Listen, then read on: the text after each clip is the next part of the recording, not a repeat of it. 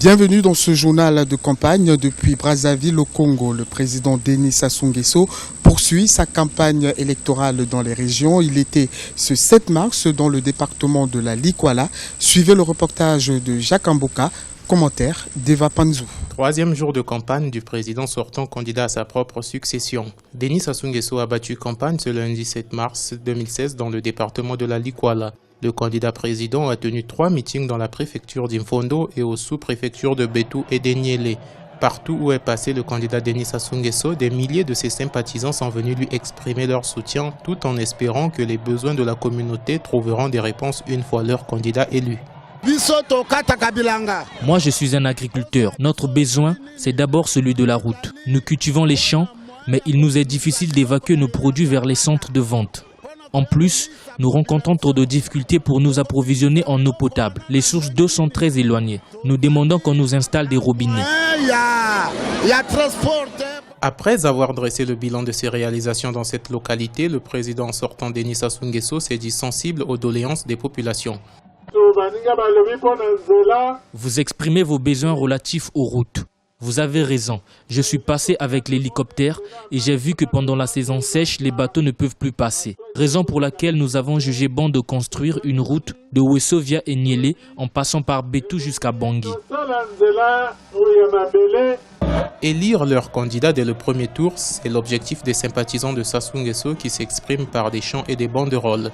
On pouvait ainsi entendre des chants comme Sassou 100%, Sassou Vandana et Bonga, comme pour dire reste au pouvoir. Au 4e jour de sa campagne, ce mardi 8 mars, Denis Sassou Nguesso poursuivra sa campagne dans les autres sous-préfectures de la Likwala.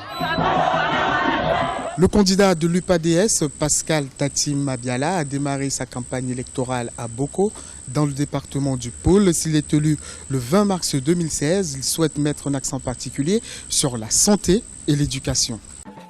C'est dans une chaleur populaire que le candidat de l'Union panafricaine pour la démocratie sociale, Pascal Tati Mabiala, a débuté sa campagne le 6 mars 2016 à Boko, dans le département du Pôle. Il y est allé pour porter un message d'espoir à ses militants. Le candidat de l'opposition a déploré l'état dans lequel se trouvent les écoles de Boko, qui sont pour la plupart animées par des enseignants bénévoles, pris en charge par les parents d'élèves. Il envisage à cet effet remédier à cette situation. Tous les pays développés ont mis l'accent sur l'éducation. Éduquer les jeunes au respect à la citoyenneté, les instruire au respect des biens publics.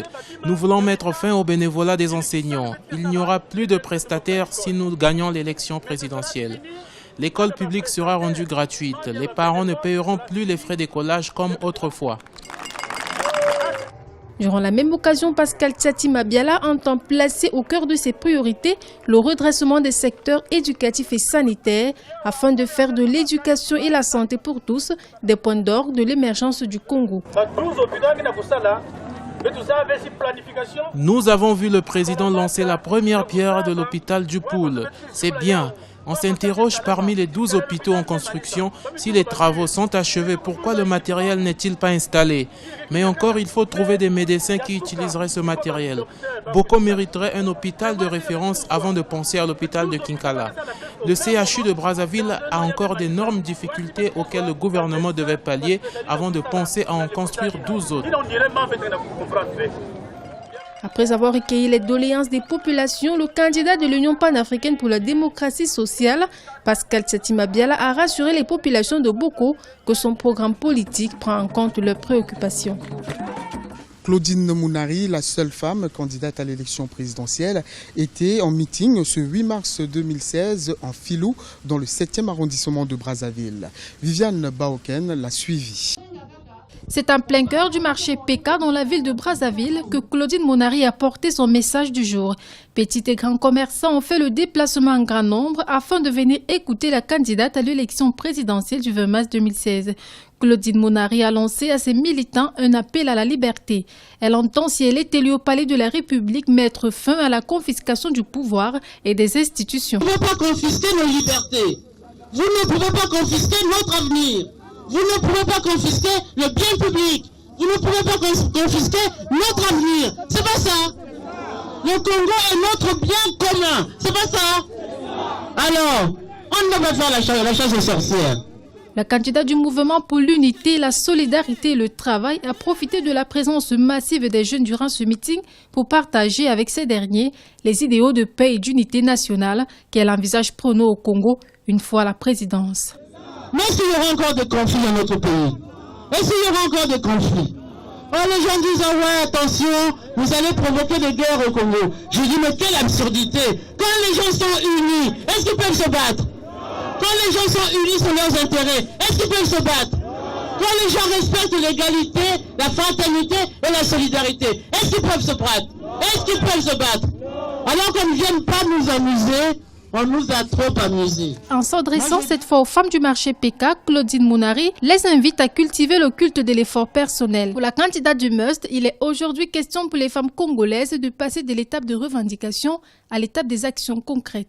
C'est un ancien collaborateur du président Denis Sassou Nguesso, mais depuis, il a rejoint les rangs de l'opposition. Deva Panzo nous dresse le portrait du candidat indépendant Jean-Marie Michel Mokoko. Jean-Marie Michel Mokoko est un militaire de formation.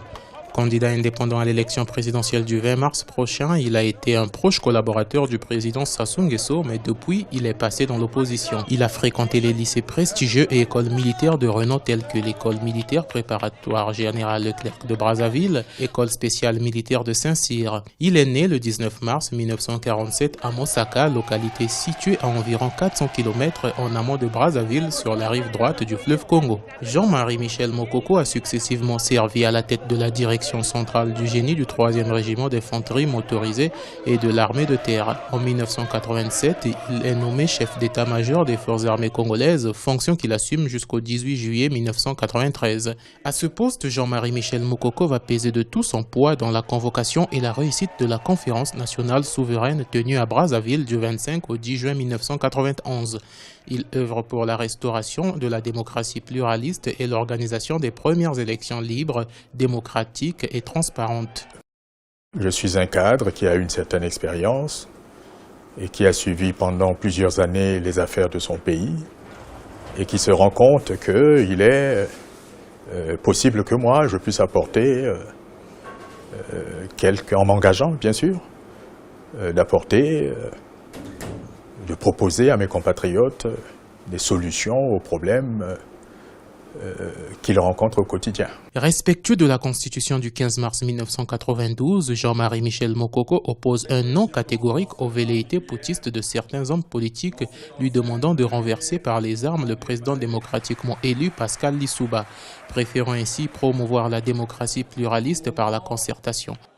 Après avoir quitté le commandement des forces armées congolaises en 1993, Jean-Marie Michel Mokoko a contribué à la stabilisation de nombreux pays déchirés par les conflits armés sur le continent à travers son leadership avéré à la tête de plusieurs missions de maintien de la paix en Afrique pour le compte de l'Union africaine, notamment en Côte d'Ivoire, au Mali et en République centrafricaine où il a commandé la MISCA de décembre 2013 à septembre 2014. Représentant spécial de la présidente de l'Union africaine, chef de mission pour la Centrafrique et l'Afrique centrale, ce militaire respecté avait annoncé dans une lettre adressée à Denis Sassou Nguesso le 3 février dernier sa démission du cabinet présidentiel où il était depuis 2005 conseiller chargé des questions de paix et de sécurité. J'ai réfléchi aux problèmes de notre pays. Je pense qu'avec les amis qui sont autour de moi, nous pourrions apporter quelque chose dans le sens du progrès et qui permettrait de redresser certains aspects de notre pays. Je suis sûr que j'amènerai dans ce pays un style de gouvernement qui fera que les dirigeants ne se comporteront plus comme si le pays était leur patrimoine. Fort d'une riche expérience à différents niveaux de responsabilité, tant au Congo qu'à l'extérieur du pays, il estime que c'est son devoir de mettre cette expertise à la disposition de ses compatriotes. C'est la fin de ce journal de campagne depuis Brazzaville au Congo. Merci de nous avoir suivis. À très bientôt sur Africa 24 pour une nouvelle édition.